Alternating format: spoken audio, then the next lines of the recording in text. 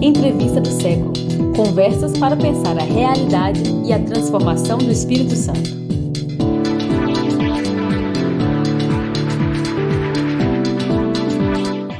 Olá, bem-vindo, bem-vinda, bem-vinde. Eu sou o Vitor Taveira. Essa é mais uma entrevista do século.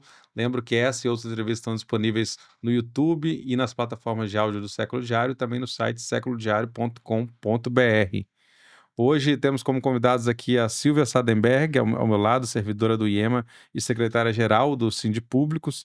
Temos também o Hugo Cavaca, que é mestre em Ecologia de Ecossistemas, ex-gerente do Parque Estadual Paulo César Vinha, e a Simone Machado, que é bióloga e pesquisadora de comunidades tradicionais do norte do Espírito Santo.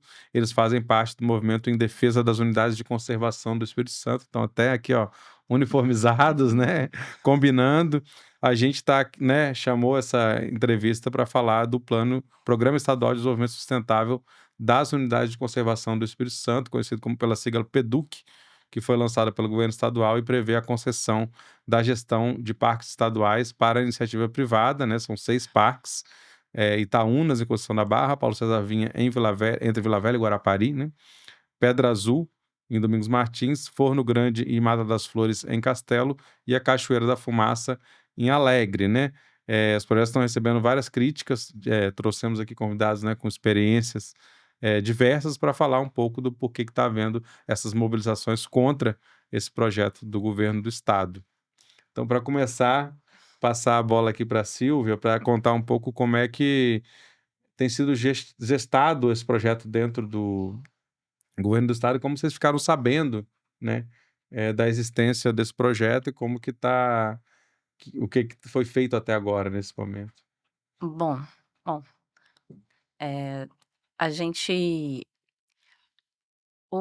todo mundo, na verdade, assim, a grande parte da população ficou sabendo pela mídia, né, saiu na Gazeta, numa semana saiu do Paulo César Vinha, foi o primeiro, e na sequência, uns 15 dias depois, saiu a ideia que essa consultoria teve para estruturas que poderiam atrair turistas para esses espaços, né.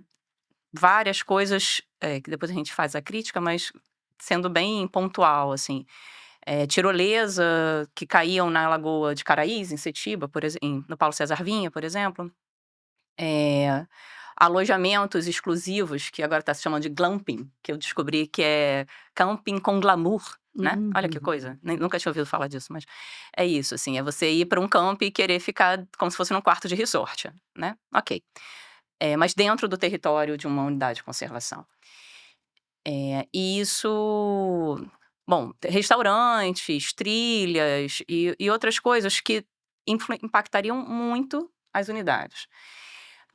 Quando os servidores do IEMA tiveram conhecimento disso, e aí eu estou falando não só os servidores do grupo, da gerência que cuida das unidades de conservação, os outros servidores de uma maneira geral, eles se assustaram. Muitos falaram assim: "Cara, não é para isso que a gente está trabalhando num órgão de meio ambiente".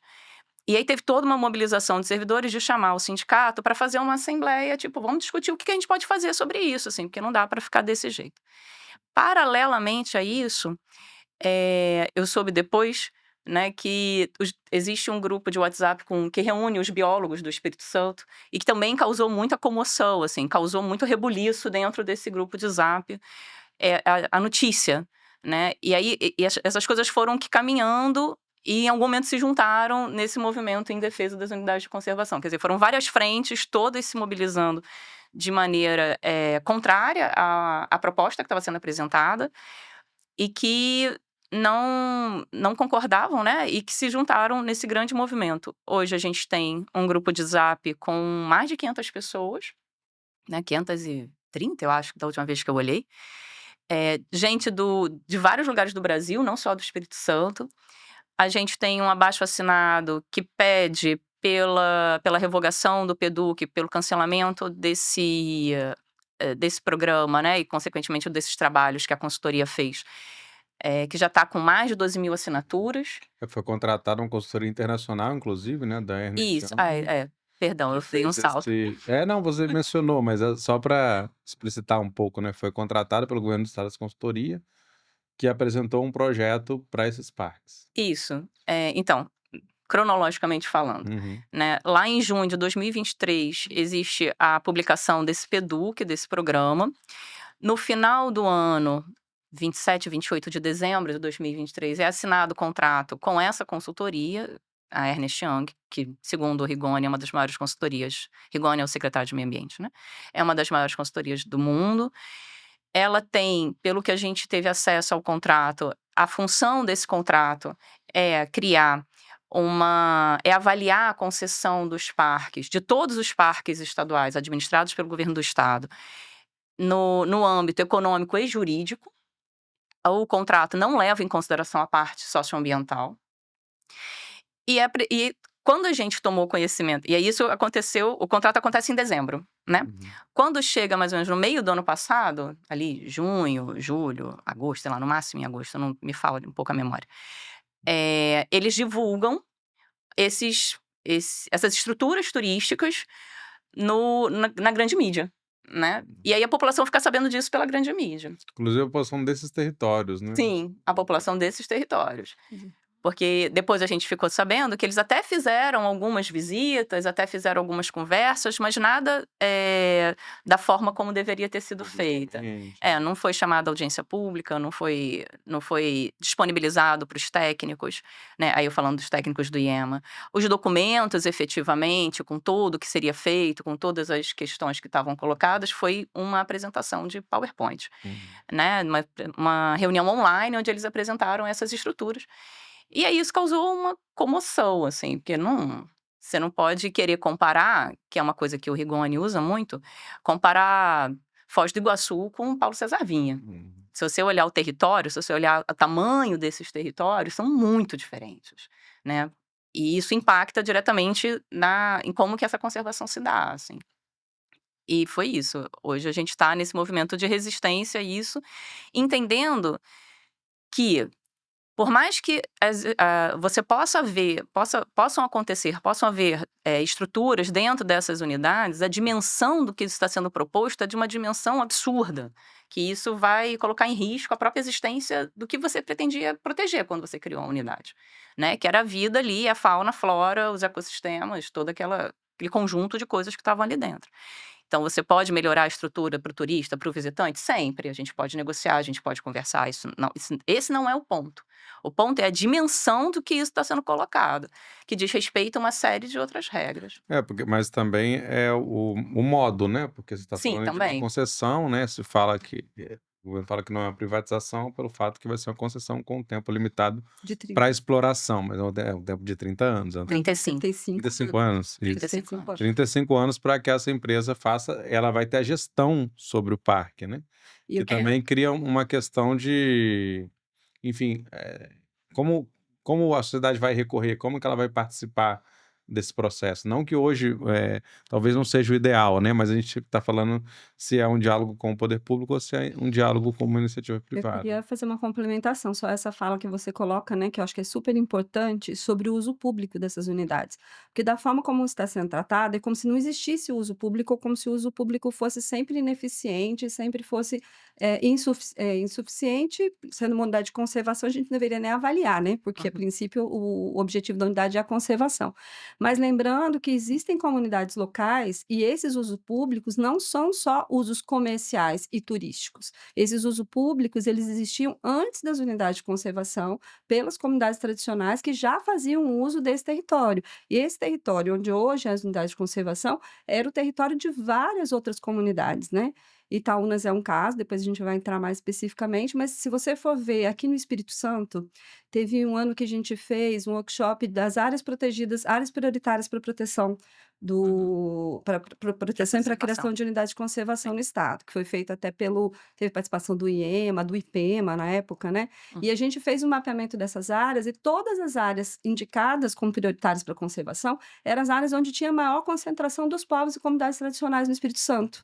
Então, se você for ver, isso coincide no estado todo. Essas áreas foram protegidas por essas comunidades têm conhecimento, né, assim, ancestral, milenar sobre a biodiversidade local, elas conservaram de alguma forma a partir do seu modo de vida essa biodiversidade, e eles não são considerados. Então, quando a gente fala de uso público, a gente deveria também estar incluindo que já existe um uso público tradicional, né? E aí, o que o PEDUC propõe, né? Ele propõe a privatização e o deslocamento, né, assim, dos usos, e que hoje as comunidades também, depois que criou a unidade de conservação, com a criação dessas unidades, elas tiveram uma economia baseada numa economia, né, sustentável, né, trabalhou muito tempo, por exemplo, no Parque de Itaúnas, uma consciência ambiental da comunidade para empreender, né, em turismo sustentável, em turismo ecológico, em etnoturismo, em turismo de base comunitária. Então, tem todo o E é investimento um nesse exemplo sentido de uma gestão que que é muito poderia próxima da comunidade, né? isso, O caso de Itaúnas. que o PEDUC poderia estar propondo, né, poderia ter tido esse cuidado, assim, né, Uhum. mas a gente não viu em nenhum momento qualquer coisa que se aproxime, né, qualquer proposta que se aproxime disso, né. Uhum. Hugo, queria que você comentasse um pouco também o PEDUC, a partir do seu olhar também, né? Como que ele... acho que é importante falar assim, qual que é o objetivo de uma uma unidade de conservação, quais são os limites, o que está proposto, o que pode ser, para a gente entender um pouquinho melhor. Pois bem, Vitor, olha só, quando a gente fala do PEDUC, que é o Programa de Desenvolvimento de Uso Sustentável, na verdade, ele não tem nada de sustentável, tá? Quando você estabelece uma unidade de conservação, você tem, conforme o Sistema Nacional e o Estadual de Unidade de Conservação, você tem duas grandes categorias de unidade de conservação. Umas mais restritivas, que são as de proteção integral, e há outras menos restritivas, que são de uso sustentável. Mas todas essas unidades têm como premissa básica a conservação da diversidade biológica. Daí o nome, Unidades de Conservação da Natureza. Então, o objetivo primário de toda unidade de conservação, em maior ou menor grau, é a conservação da biodiversidade. Bom, os parques estaduais, ou os naturais municipais, ou os federais, eles estão dentro da primeira categoria, que são mais restritivos. Permitem visitação, tá? Algumas unidades, como reserva biológica, estações ecológicas, não permitem visitação do uso público. Mas esse é um objetivo dentre vários outros. E esse não é a premissa básica do parque, a visitação pública. Então, quando nós tivemos conhecimento do PEDUC, nós nos assustamos como a Silvia falou, pela dimensão do que eles estavam propondo. Eles não levaram em conta os objetivos de criação de unidades de conservação conforme a lei. Ou seja, o PEDUC, que é um decreto estadual, não cumpre, desrespeita legislações. Tanto a federal, que estabeleceu o Sistema Nacional de Unidades de Conservação, quanto a estadual, que estabeleceu o Sistema Estadual de Unidades de Conservação. Uhum. E quais são os impactos, assim, além do que já foi falado, que vocês podem apontar como possíveis impactos desse tipo de projeto? Então, se você for pensar no estado do Espírito Santo, o que nós temos hoje de ambientes naturais? São poucos, altamente fragmentados. E uma forma de você preservar a natureza ali é você instituir as unidades de conservação. A gente tem cerca de, se eu não me engano, 8% da Mata Atlântica, né? Tem dados de Mais fale ou 8, menos, né? 10, 11, está nessa faixa de Mata Atlântica, né? Mas isso não quer dizer que todos esses 8% estejam protegidos. Exatamente. Né? Isso é o que existe de Mata Atlântica no Espírito Santo. Uhum. E nem que uma unidade, a criação de uma unidade de conservação garante a proteção e a conservação se não tiver uma gestão eficiente. Uhum. Entendeu? Então, assim, desse resquício de Mata Atlântica, que o bioma que faz presente no Espírito Santo é a Mata Atlântica, suas diferentes fitofisionomias, e a restinga e o manguezal no espaço territorial, né, na parte terrestre do estado do Espírito Santo, essas unidades são de pequenas dimensões. E muitas dessas áreas concentram ali as últimas espécimes de uma determinada espécie de animal, ou de planta, ou de micro-organismo, muitas dessas ameaçadas de extinção. Ou seja, você só encontra nessas áreas.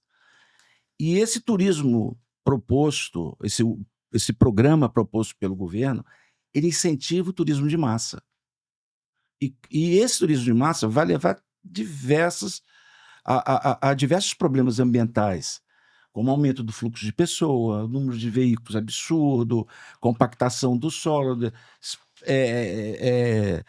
destruição de fauna, de flora, área de nidificação, ou seja, não tem estudo específico para isso. É um estudo mais econômico do que Totalmente. É um estudo de biológico, viabilidade né? econômica, né?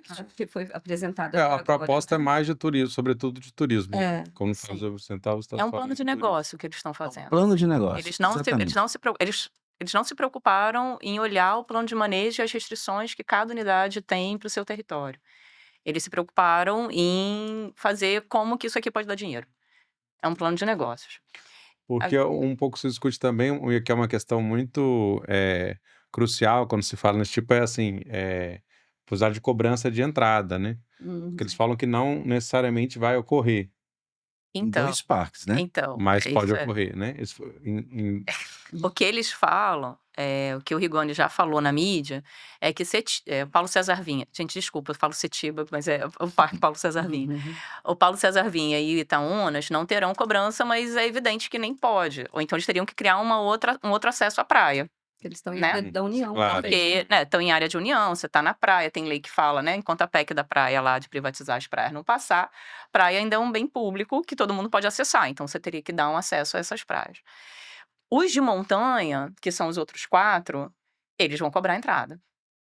E isso, assim, eles falam, inclusive, que quem morar no município vai ser isento ou vai ter desconto. Quem for do Espírito Santo vai ter desconto. Mas mesmo assim, existe já experiências em outros lugares do Brasil onde se cobrou uma entrada grande, alta, e a concessão simplesmente quis fechar o parque porque não era vantajoso economicamente, e isso estava prejudicando imensamente a vila do lado, que vivia do turismo daquele parque, daquela área protegida ali, onde as pessoas iam visitar o parque e na sequência, ou paravam para comer, ou se hospedavam do lado, e simplesmente não estavam indo mais, porque o parque estava cobrando R$90 a entrada por pessoa. Eu não duvido que Pedra Azul teria um ingresso muito semelhante. Aí você imagina sair de carro, alguém, né? Alguma pessoa comum, saindo de carro de Vitória, pegando seu carro, indo até Pedra Azul para visitar o parque, uma família com 4 pessoas. Quanto que pagaria? R$400 só para entrar num parque? Só para entrar, né? Só pra Dizer que entrar. o consumo, né? Sem- Imagina de um refrigerante, de um... Não, e sem, tipo, outros atrativos, né? Porque cada um desses atrativos seriam cobrados. Então, tipo, Itaúnas e Paulo César Vinha não se cobra entrada. Mas se você quiser passar na tirolesa, descer na tirolesa, você vai ter que pagar. Se você quiser passar uma noite no glamping, você vai ter que pagar, sei lá quantos reais. Ou centenas, né, de reais ou até mais, se bobear. Mas o governo cita até algumas experiências como referência, né?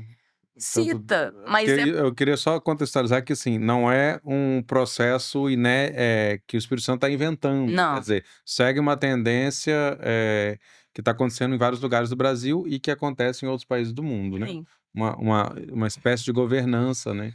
Que vem sendo feita. Em alguns lugares, eu sei que a cobrança, inclusive, o próprio governo cobra, né? Tem lugares que é assim, aí o estrangeiro paga mais caro, o Brasil, enfim. São questões. Hoje o que a gente tem é que a gente não tem cobrança, isso de fato democratiza o acesso. Mas eu queria que você comentasse um pouco do que tem sido visto, assim, dessas experiências que vocês têm conhecimento em outros lugares. Bom, o que o governo sempre cita é Foz do Iguaçu, né? E Foz do Iguaçu realmente é um parque que é ultra visitado, né? Tem uma visitação absurda, tem um monte de gente que vai em Foz do Iguaçu todo ano, em várias épocas do ano.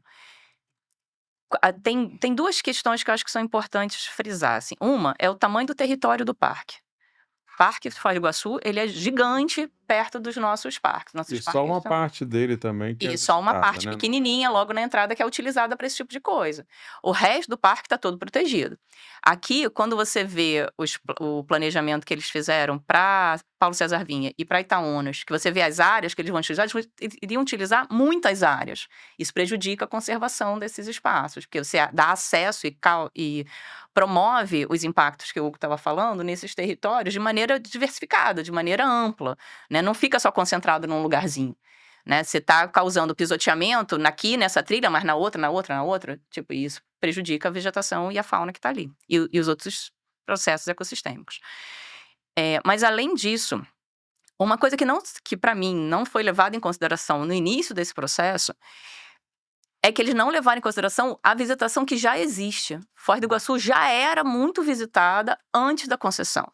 Então já tinha todo um apelo turístico para as pessoas irem para aquele lado, para aquele território, né? Para lá, para a fronteira. Aqui não. Aqui a gente tem territórios que são visitados ao longo do tempo, mas não tem o volume de visitação que seria necessário para se ter o retorno financeiro que eles estão esperando. Isso. Entendeu? E aí você precisa implementar estruturas muito mais complexas, em território muito mais amplo, para ter esse retorno financeiro. E muito mais estruturas, né? E muito mais estruturas. Diluídas ao longo da unidade Exato. inteira, de todas as unidades, né? Exato. E é curioso que, assim, Pedras do Brasil tem sido muito divulgada, é um turismo crescente, mas, assim, você vê em vários lugares que tem crítica justamente sobre uma falta de planejamento para o turismo, né? Sim. E aí você, em vez de estruturar a comunidade, você vai, meio que começa, eu falo por Itaúnas também, que há muitas queixas, assim, né? Tem esse processo comunitário acontecendo, mas se reclama que tem pouco apoio, que não tem um projeto mais estruturado, dialogado, e o parque é fundamental, e lá também é um fluxo também que tem uma especificidade, que é, por exemplo, a questão do forró, né? E Sim. o turismo de Itaúnas é por temporada. Por temporada, aí você tem períodos em que está muito cheio e períodos que tá tá muito vazio. Isso também é uma dificuldade para todo mundo que vive do turismo. Então, eu acho que é importante isso que você citou, porque a própria comunidade local, né, que tem uma organização já dos empreendedores, né, tem uma associação própria, que é a AET, que é a Associação de Empreendedores de Turismo em Itaúnas, eles se organizaram e fizeram uma carta para o Rigoni, pedindo que eles falam, né, que eles não são a favor do PEDUC, do projeto como ele está hoje, tendo uma discussão de uma proposta de concessão compartilhada, né, com a comunidade, que seria uma concessão comunitária, e propondo, em vez de se investir no PEDUC, a elaboração de um plano de ecoturismo ou de turismo sustentável para a vila, Comunitário. né, e discutindo com a base mesmo da comunidade, porque quando você vê assim, quem são as pessoas que têm mais experiência hoje, tanto, né, na gestão financeira, né, no empreendedorismo, dessas áreas, né, dessas atividades no entorno das unidades de conservação, são as próprias comunidades que já estão lá, né? Então, Itaúna, você tem toda uma rede de pousadas, de hotéis, de restaurantes, né? Assim como você tem atividades de visitação dentro do parque, de condutores de trilha, tem alguns serviços que são prestados dentro da unidade de conservação, né? E esse trabalho de consulta à comunidade não foi feito até o momento, né? O máximo que a gente teve foi o escritório, né? Mas o escritório, que foi uma iniciativa, acho que depois a gente pode se aprofundar também, que foi uma iniciativa, né, do próprio governo do estado, né, para fazer uma escuta, porque foi provocado se fazer essa escuta da comunidade que não tinha sido feita até o momento.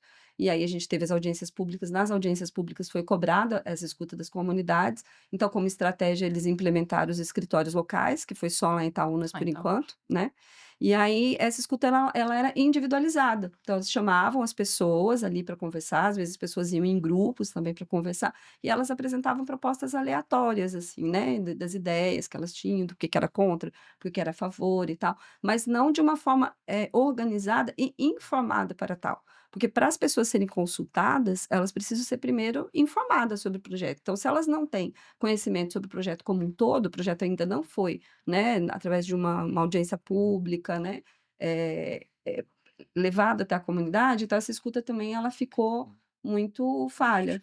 Aí você passa a discutir a partir de um projeto que já foi apresentado, né? Quando o governo apresenta o projeto, você passa a discutir esse projeto, não exatamente o que você quer para isso, para que você chegue a desenhar um projeto a partir da comunidade, E essa sim. é um questionamento que a comunidade fez o tempo todo. Tanto é que dividiu muito a comunidade, porque eles diziam assim: enquanto a gente não conhece o projeto, como que a gente pode dizer se a gente é a favor ou se a gente é contra? E eles estão certíssimos, né? Porque o que foi apresentado foi primeiro aquele master plan, que eles chamam, né? Que é um projeto fotográfico de imagens e tudo já com as estruturas prontas e tudo vendendo realmente uma ideia, né? De que algumas pessoas poderiam até comprar mesmo, né, de turismo, de muito mais visitantes na unidade, de maior fluxo, né, e melhoria da economia local e tal. Só que, assim, a maioria das pessoas, eles tiveram também um retorno contrário, né, porque isso foi um tiro no pé, na verdade. Porque a partir, eu acho que eles imaginavam realmente que com aquilo ali ia ter, né, uma mídia, né, e as pessoas iam ficar favoráveis. E as comunidades locais, né, que tiveram informação, teve essa organização contrária, né. Mas agora, quem que iria gerir esses parques? Como seria esse processo de concessão? Mas deixa eu só fazer uma pode fazer. observação aqui, que a Simone estava falando. Na verdade, as audiências que ocorreram foram promovidas pela Assembleia Legislativa, pela Comissão de Meio Ambiente da Assembleia Legislativa. Ou seja, foi a deputada Irine Lopes, junto com a deputada Camila Valadão e o Fabrício Gandini, que promoveram essas audiências públicas. Não foi o governo do Estado. Isso seria um pré-requisito para ele apresentar o programa, né? Para discutir, né? com as comunidades. Então, as comunidades só tomaram ciência, assim como nós, dos projetos conceituais do Master Plan, né? E o argumento que a SEAMA usa até hoje, e é um argumento que eu contesto muito, que eles ainda estão elaborando um projeto. Ou seja, eles ainda estão nessa fase de elaboração. Na verdade, os estudos da Ernest Young foram publicados, né? Foram postos no site da SEAMA no dia 27 de novembro. E se você fizer uma leitura desse documento, você vai ver que da área ambiental sequer eles tocam. Mas eles já deram até prazo para o lançamento, já tinham comentado de Então, o prazo que seria uma chamada, né, para concessão. ele tem um prazo contratual, né, que termina, né, em Então, abril, né? os estudos, pelo contrato, os estudos terminam, assim, todo o processo da Ernest Young de consultoria terminaria em dezembro do ano passado, e aí eles teriam mais 3 meses de apoio para poder fazer o edital, para poder ir para a Bolsa de Valores, acho que é a B3, se eu não me engano, para poder fazer a concessão dos parques na B3. Isso já está atrasado, né? Como o Hugo levantou, essas audiências públicas que aconteceram foram promovidas pela Assembleia Legislativa. Pelo contrato, deveriam ter sido feitas audiências públicas pelo governo do estado em outubro do ano passado. Outubro, novembro, e isso não foi feito. E aí a gente vê que o processo tá atrasado, a gente não sabe como é que vai ser isso. Mas que a ideia do governo era que fosse lançado na B3, né, a concessão acontecesse até o meio do ano, até meados, junho desse ano agora, que é o prazo, inclusive, para o PEDUC. Né? Porque se a gente olhar lá em 2023, quando ele é publicado, ele fala que ele tem 2 anos para ser implementado. Então, o prazo vence em julho de 2025. Então, eles fizeram todo o cronograma desse processo, ele terminaria em junho com a concessão dos parques sendo feita na Bolsa de Valores. Né? Agora, só um outro ponto que foi levantado, que eu acho que é importante. A gente está falando de turismo em áreas protegidas. Eu acho muito estranho a gente falar de turismo e só a Secretaria de Meio Ambiente está propondo esse tipo de ação. A Secretaria de Turismo não se manifesta. O PEDUC não aparece no site da Secretaria de Turismo. A Secretaria de Turismo não está envolvida nesse processo. Por mais que tenha lá um representante em algum grupo de acompanhamento do processo do PEDUC, mas a setor simplesmente não está envolvida. E não adianta eu falar que eu vou fazer concessão de uma área protegida dessa dimensão se eu não estou com o turismo, com a Secretaria de Desenvolvimento Social, se isso não é um projeto de governo. sabe? Turismo é um projeto de governo. Não dá para ficar uma secretaria falando disso. Não dá para eu falar que eu vou botar esse monte de estrutura dentro de uma unidade de conservação e não falar de estrada, de acesso, e não falar de telecomunicações para aquela região, e não falar de apoio de saúde, né, de segurança para aquela região, para que a gente já sabe, tem vários exemplos de coisas acontecendo nesses territórios que a gente gostaria que não tivessem acontecendo, mas que é por uma carência de políticas públicas de outras áreas. Então não adianta eu querer implementar o turismo se eu não tiver isso como um projeto efetivamente de governo, onde todas as secretarias vão caminhar juntas nesse sentido. E aí, do jeito que está sendo feito, para mim não é querendo... Tem outros interesses, digamos assim. Né? Não é interesse de melhorar realmente a vida daquelas comunidades, de dar oportunidade de emprego. Você perguntou sobre outros problemas, né? Além dos que o Hugo falou que tem de impactos, além dos que o Hugo falou dentro do território, né, para a fauna, para a flora, para os ecossistemas, você ainda tem problemas na comunidade, né? Você tem uma gentrificação que pode acontecer, um processo de gentrificação, né, que é quando os territórios, pessoas de fora começam a comprar os territórios e expulsam as comunidades tradicionais, as comunidades nativas que já estavam ali há mais tempo desses territórios. Com isso, você gera uma especulação imobiliária. Então, muitas dessas pessoas que estão crescendo o olho para emprego, para renda, que eu vou ter emprego, eu vou trabalhar o ano inteiro, não vou trabalhar só uma parte do ano, eu vou ter renda o ano inteiro, mas vai trabalhar com subemprego, vai trabalhar numa escala que às vezes não te dá condições de ter uma vida, né? Porque vai estar trabalhando em empregos ou de construção para essas estruturas que têm um prazo curto, né? Ou então num serviço ali de garçom, de camareiro, de fazer algum serviço de hotelaria ou de restaurante, que também são pouco remunerados, assim. Que não seja interessante ter uma renda o ano inteiro, mas que se você trabalha o turismo como um todo, você conseguiria ter um turismo o ano inteiro, por exemplo, em Itaúnas, além da temporada. E um retorno melhor, né? Com um retorno melhor. Sem perder as condições de vida, sem perder a relação que eles têm com esse território. Né? Sim, e as próprias comunidades estão se manifestando nesse sentido, né? Teve uma manifestação atual muito interessante agora na festa de São Benedito, né? Que os 2 grupos de Ticumbi mais tradicional que a gente tem ali, são 3 grupos, né? Os 3 grupos se manifestaram, mas 2 grupos especificamente, né, fizeram suas embaixadas falando do PEDUC, né? São Sebastião, na verdade. Foi, né? São Benedito e São Sebastião, a festa, né?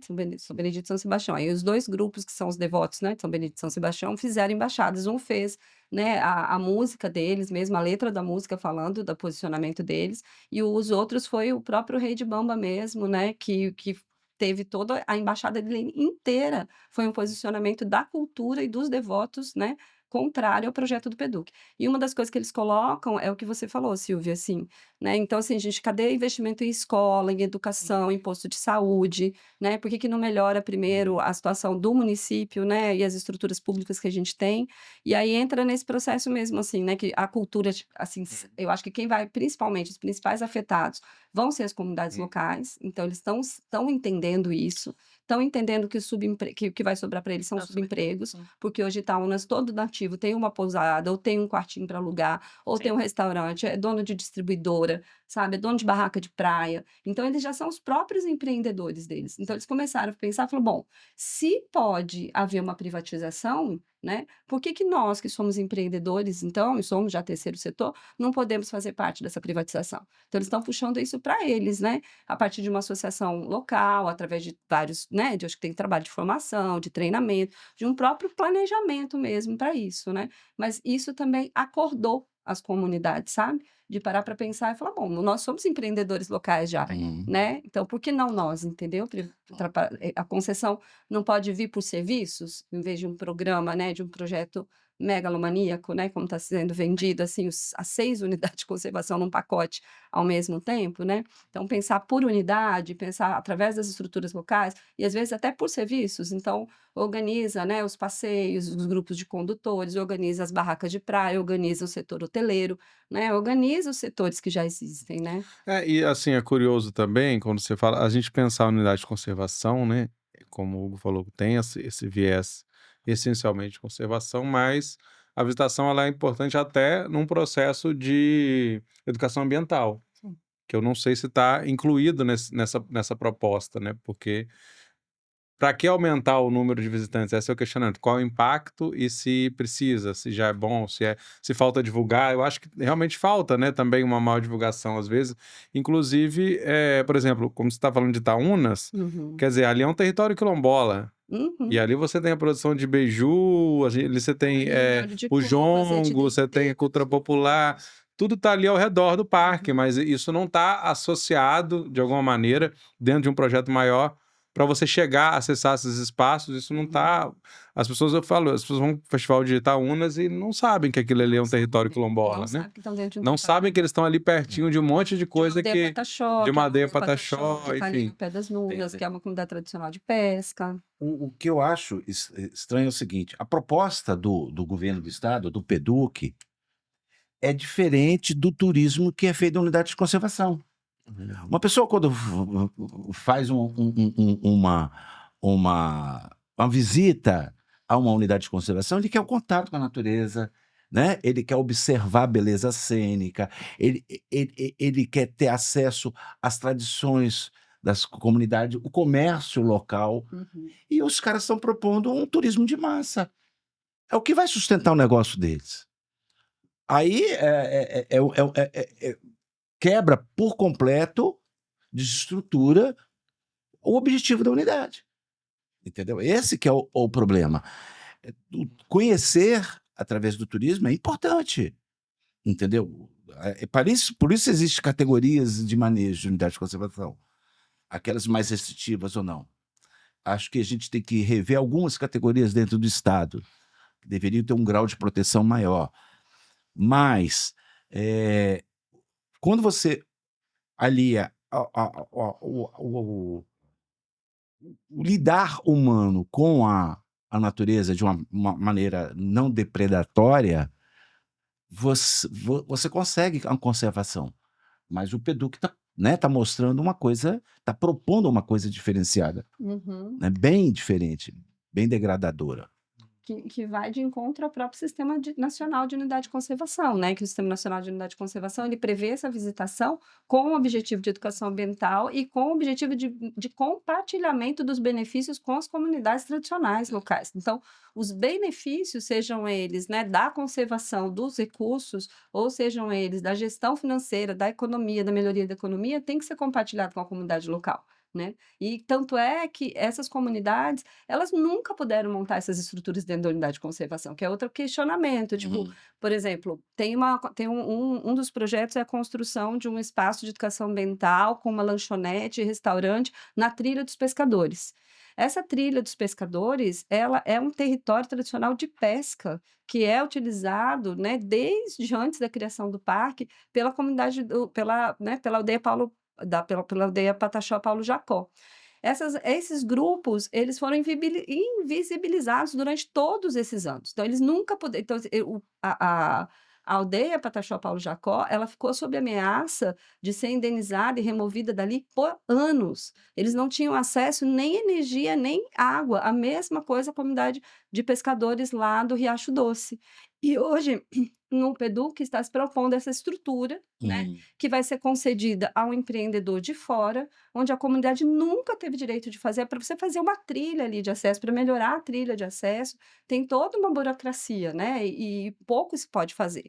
Então, assim, é muito incompatível, sabe, assim, com o que... E são dois pesos e duas medidas. O que uma comunidade tradicional pode fazer e o que um projeto de concessão se propõe a fazer. Tudo que a comunidade não podia, e ainda muito mais, né, está sendo proposto ali. Então, eu acho que tem que se considerar, né, um etnomapeamento desses espaços, sabe? Entender ali quais são os usos que já existiam, quais são as trilhas, a importância dessas trilhas, desses caminhos para a população local, e a partir dali se pensar, né, qual o conhecimento que já se tem, o que a gente quer mostrar ali.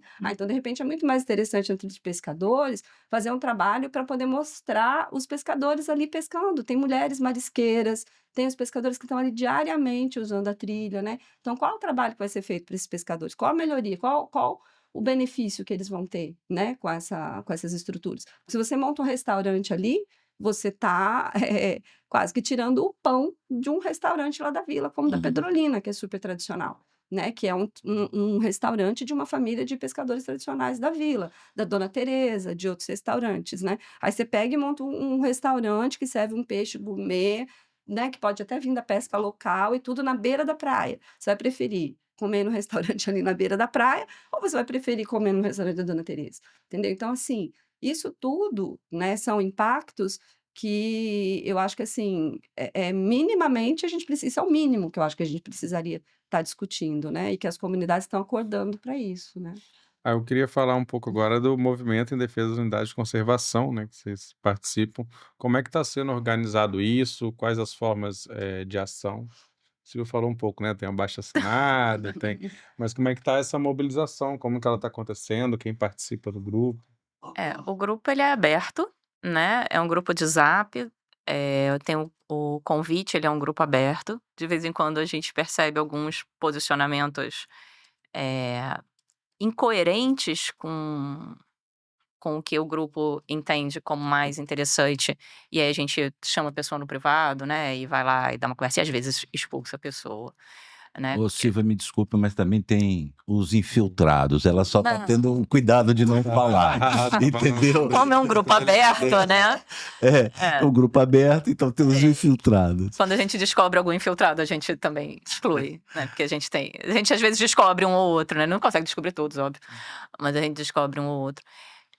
Tem um abaixo-assinado, a gente já fez algumas para além das audiências públicas, né, que a Comissão de Meio Ambiente, promoveu. A gente fez uma ação em Setiba, né, no Paulo César Vinha, junto com o pessoal. A gente fez uma marcha, desculpa, em dezembro. Teve a marcha que a gente reuniu umas 150 pessoas, né, 200 pessoas. Eu não cheguei a contar quantas pessoas tinham no momento mais cheio, assim. Mas que a gente se reuniu na Praça 8 e caminhou até o Palácio Anchieta, no sentido de: "Olha, esse grupo aqui tá mobilizado e não quer que isso aconteça". A gente fez essa marcha, foi bem interessante. Fez uma ação junto com o pessoal de uma organização de Vila Velha no Paulo César Vinha também, esse ano já, que foi interessante. E a gente tá o grupo ele é muito plural, né. Então as ideias vão surgindo ali, a gente fez o forrozinho ano passado, Fizemos alguns, a né, gente para divulgar o movimento, né? fizemos 2 Então, forrozinhos, olha, verdade. Fez um forró na Zilda, fez um forró em Guarapari. Setiba, A gente tem uma exposição, se alguém quiser inclusive, expor, a gente tem uma exposição pocket dos parques com fotos, né, da biodiversidade. Então se alguém quiser expor, entre em contato com a gente, porque a gente leva a exposição e monta a exposição, ela está disponível. Ela ficou 1 mês ou 2, se eu não me engano, no Triplex Vermelho, no centro de Vitória. E é isso, assim, as pessoas vão propondo, os grupos se organizam e a coisa sai. Fizemos É uma coisa também bem horizontal. as palestras, né? Várias palestras, verdade, porque Na o UF, Hugo foi fazer as palestras. né? Super importante. Biólogos, né. Movimento, fizemos palestra, então nós começamos a divulgar o movimento através de algumas ações. E o interessante é que esse movimento, ele é composto por pessoas de vários segmentos, né? Vários profissionais, né? Hoje temos uma mesa cheia de biólogos, mas não Mas são só biólogos. Não, professores, Não se comunidades, restringe a pescadores, Só da cultura, pessoal pessoas com várias É formações. interessante porque vocês ao longo do programa falaram, né, dessa transversalidade, né, não é só meio ambiente que está envolvido aí. Não. E acho que isso repercute também muito, né, que é uma questão para todo mundo participar, pensar, discutir. Afinal de contas, a gente está com a mudança climática batendo a porta, né? É. E por mais que a gente, num primeiro momento, você pode parar e pensar assim, mas o que tem a ver? Né? Tipo, eu fazer a concessão de um parque que tá lá, vai melhorar a minha estrutura. Eu vou chegar lá e vou poder comer dentro do parque. Hoje eu tenho que andar 3 horas para chegar na Lagoa de Caraís, né? Ando 1 hora, ando 2, fico lá 1 horinha e não tem uma água lá, né? Pô, se tiver um restaurante lá, vai ser bacana. Ok, pode até ser, né? Mas a gente pode pensar outras formas. Mas isso é um início de você estar degradando um território que está protegido, que ele existia antes do ser humano, né, tá aqui nesse volume de gente que a gente está aqui, de usar esse território do jeito que a gente usa hoje. E a gente está vendo todas essas mudanças climáticas acontecendo, né? Chuvas mais fortes, verões mais secos, queimadas. E aí, quando você fala que esses espaços vão ser degradados, você está falando, por exemplo, que uma maré pode ser mais cheia, pode afetar mais internamente, né? O fluxo, os impactos de uma maré mais cheia, você pode chegar até mais próximo, né? Pensando em que o território vai estar degradado. Pode estar afetando mais, com muitas chuvas, pode estar fazendo mais alagamentos. O calor que a gente sente perto de um ambiente com vegetação, ele é sempre menor, né? Todo mundo percebe a sombrinha de uma árvore, que é sempre gostosa, né? Muda muito. Então, e além de produzir oxigênio e tirar gás carbônico, né? Então, se há áreas de sequestro de carbono também. Então, se você vai ter que desmatar, ou se você não promove a recuperação que era esperada nesses territórios, né? Dentro dessas áreas, porque uma das justificativas do Rigoni é essa, assim. Não, a gente só vai utilizar áreas que estão já degradadas dentro dos parques. Então não tem problema, já está degradado, né? A gente vai só construir alguma coisa lá dentro. Mas esse território era para estar protegido. Se ele foi degradado, ou se ele está degradado. Recuperação, né? Então, se ele está degradado hoje, é que não conseguiu se recuperar essas áreas ainda. O Cesarvinho teve casos de incêndio, Vários. gravíssimo. Na verdade, o que o governo do estado está fazendo? E aí eu acho estranho, porque a gente não escuta o pronunciamento do governador sobre o programa, entendeu? O governador não se pronuncia. O Ministério Público Estadual, até agora, não falou nada. Então, quando você pega, por exemplo, o PEDUC, e você for... O discurso da SEAMA é que eles ainda estão no processo de estabelecer uma proposta, um estudo. A Ernest Young fez todo com esse viés que as meninas já falaram, apenas econômico e financeiro, tá? Ambiental zero, totalmente zero, está disponível, é só dar uma olhada nos estudos.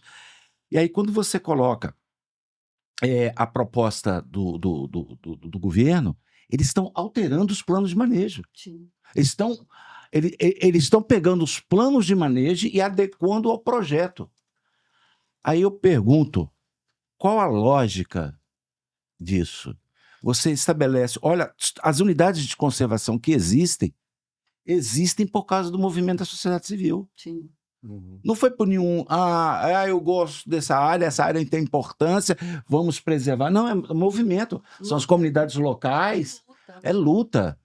E aí, qual é a lógica de você brigar anos e anos, décadas, para você resguardar um pequeno território e depois você entregar a iniciativa privada para explorar nisso?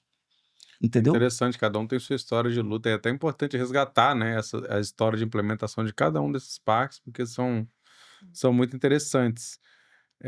Mas, assim, foi feito por decreto, né? O PEDUC foi um decreto lançado, né? Em formato institucional. Sim. E como o Silvio falou, tá devagar o processo. Vocês acham que isso é um reflexo dessa mobilização da sociedade civil?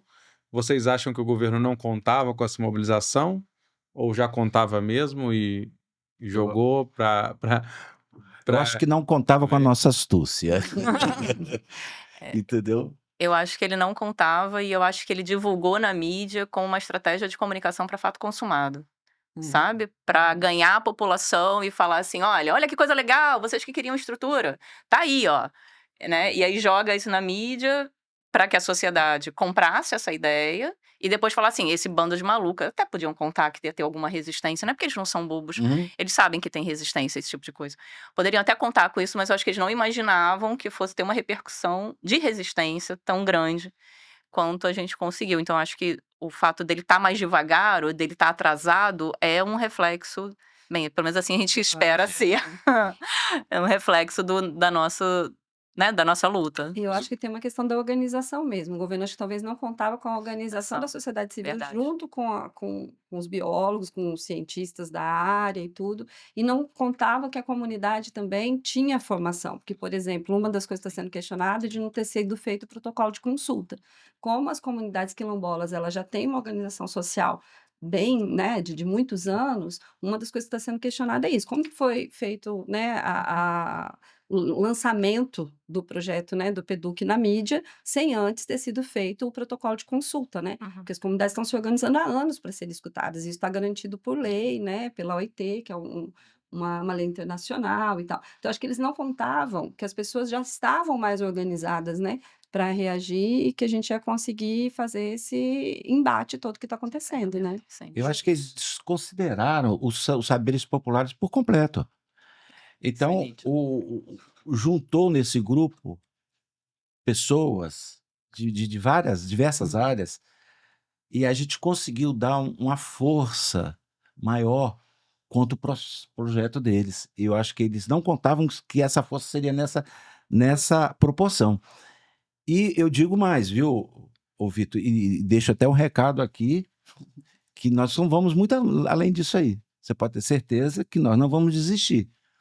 E nós estamos adotando todas as medidas possíveis e vamos em todas as instâncias possíveis e imagináveis.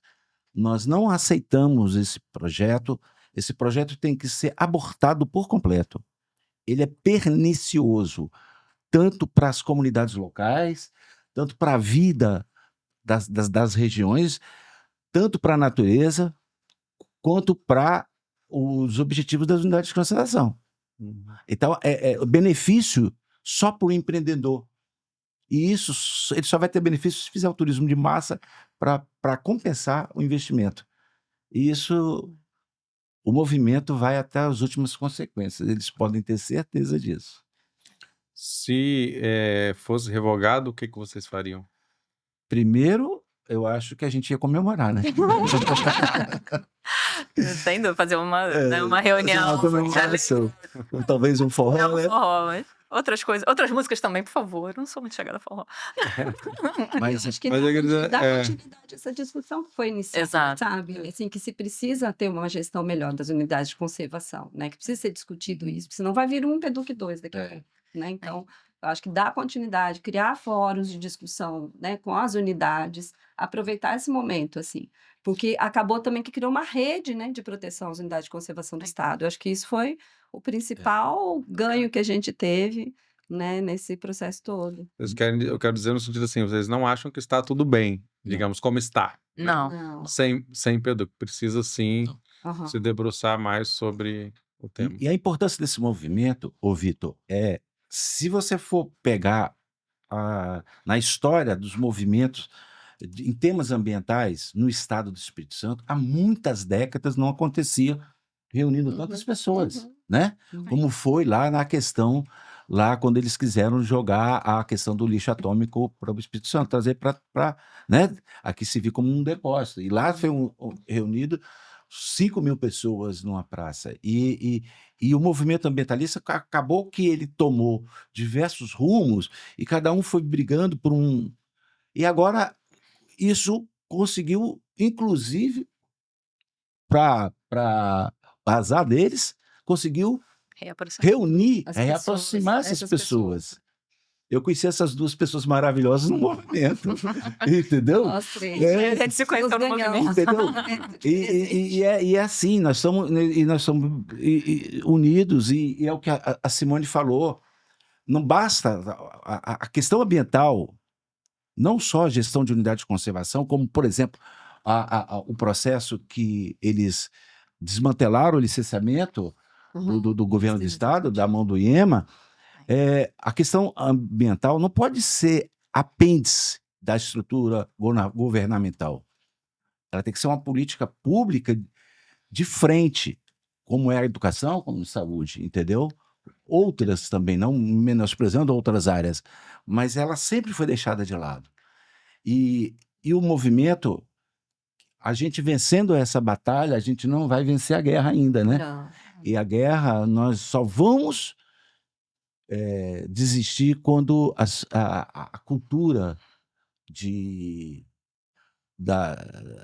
do governamental for pró-natureza e realmente um desenvolvimento que seja sustentável. Eu tenho medo dessa palavra, né? Mas é isso. Eu acho que esse é o nosso princípio, né? Nossa proposta. E acho que uma coisa, assim, aí falando mais da onde eu estou, né, enquanto sindicato, eu acho que uma coisa que tem tudo a ver com o que o Hugo está falando é a coisa de concurso público. né? IEMA ficou mais de 10 anos sem concurso público. Teve um agora que ainda está faltando gente, ainda tem gente para entrar. Por exemplo, hoje a gente tem, além dos 6 parques, a gente tem mais 11 unidades de conservação no estado em outras categorias.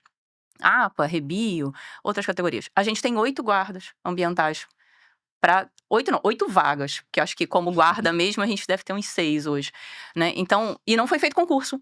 E o concurso que teve agora não foi feito concurso para essas vagas, para essas 2 vagas que estão abertas, nem com possibilidade de ampliar as vagas para ter um cadastro de reserva, né? Então, isso é muito sério. Quando você fala, por exemplo, de política da questão ambiental ela se tornar uma questão de governo, efetivamente, uma política pública de longo prazo, você tem que falar de concurso público para a SEAMA. A SEAMA, nessa gestão do Rigoni, fez uma coisa que eu acho interessante, particularmente eu acho interessante, por mais que eu ouça críticas a respeito disso.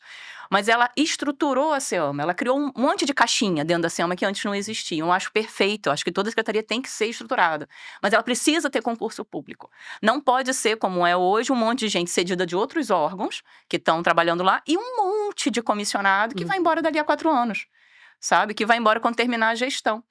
Então, a gente não pode, da mesma forma que a gente não pode pensar uma política pública de saúde sem ter cargos efetivos naquela estrutura, que vai pensar, independente da gestão, vai estar lá para criticar, para falar o que está certo, o que está errado, o que tem a ver com a política nacional, o que tem a ver com a política federal, o que tem a ver com a política internacional que está se pensando de saúde. Não dá para a gente falar de meio ambiente, de política de governo de meio ambiente, se eu não tenho concurso público com pessoas que estão ali a longo prazo, que vão ficar ali para depois desse mandato, que não, se eu não faço concurso, se eu não tenho essas pessoas que vão estar ali para fazer isso, sabe? Que vão conseguir fazer essa articulação. Porque no IEMA, quando eu estava trabalhando lá, dependendo do parecer que eu fazia, eu ia lá na ONU, pegar lá Objetivos do Milênio, né? Aí vinha trazendo pegava o internacional e vinha recortando quais são a política nacional, qual é a política estadual, até chegar no meu parecer lá e falar por que não podia, né? Ou por que podia, né? Dependendo da situação. Mas a gente faz todo esse recorte. Se eu não tenho uma pessoa lá que trabalhe lá, que tenha condições de acumular esse conhecimento, porque isso não é feito de uma hora para outra.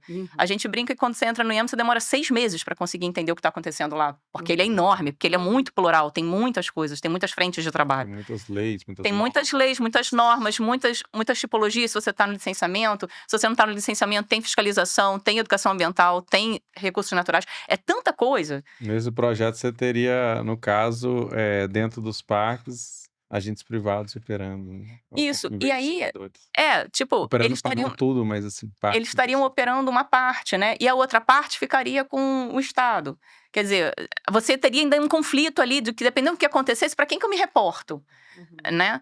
Então, precisa ter concurso público, tanto para preencher efetivamente, precisa ampliar os cargos do IEMA e precisa ter concurso para a SEAMA. A gente não pode tirar isso de pauta, não pode tirar isso de visão, assim. A gente precisa botar gente concursada em todas as secretarias de governo. Porque enquanto não tiver isso, vai ficar esse monte de comissionado que fica rodando de 4 anos e que política nenhuma acontece. Né? Simone, você quer dar uma palavra no final? Já estamos a 1 minutinho, que nós estamos com o tempo quase estourando. Desse lugar onde eu falo também, eu acho que um grande ganho é a gente olhar a conservação do Estado, né, das unidades de conservação, por vários olhares. Então, hoje a gente está tendo as comunidades tradicionais, as comunidades quilombolas envolvidas na luta, assim como o movimento ambientalista está tendo um olhar mais apurado sobre as próprias comunidades, né? A gente está falando do norte do estado, onde a gente já sabe que tem um impacto histórico do eucalipto nesse território, está vindo o Salgema aí, tem vários empreendimentos imobiliários, né? Dentro desse território maior que a gente falou, que é o território do Sapé do Norte, inclusive o parque está dentro do território tradicional do Sapé do Norte, que é um território quilombola, é um território pataxó, e pela primeira vez também a gente está tendo a possibilidade de juntar essa discussão com o pessoal da conservação, da proteção das unidades de conservação, dos gestores públicos, junto às comunidades tradicionais que estão representadas no movimento também, pela GECI, né, pelo movimento dos pescadores lá de Itaúnas, pelo Henrique lá do Riacho Doce, né? Então, a gente está com representatividade muito importante dessas comunidades. Então, acho que isso é um grande ganho. Como disse o Hugo, a gente não vai parar por aí, até porque essas comunidades são resistência, e nós estamos falando do sapé do norte. Quanto mais a gente corta o sapé, mais o sapé cresce. Né? O Ticumbi. O Ticumbi de Itaúnas. Então, a gente está com essa força toda junto com a gente no movimento, né? Gente, muito obrigado, Hugo, Simone, Silvia. Essa foi a entrevista do século, produção e locução minha, Vitor Taveira, apoio técnico aqui do Alexandre Bisinotto, no estúdio Rocket Filmes. A gente volta, né, em breve com a entrevista do século e também continuamos com a nossa programação aí multimídia no YouTube, no Spotify e no seculodiario.com.br. Obrigado, até logo. Muito Nós que obrigada a agradecemos. Entrevista do século. Conversas para pensar a realidade e a transformação do Espírito Santo.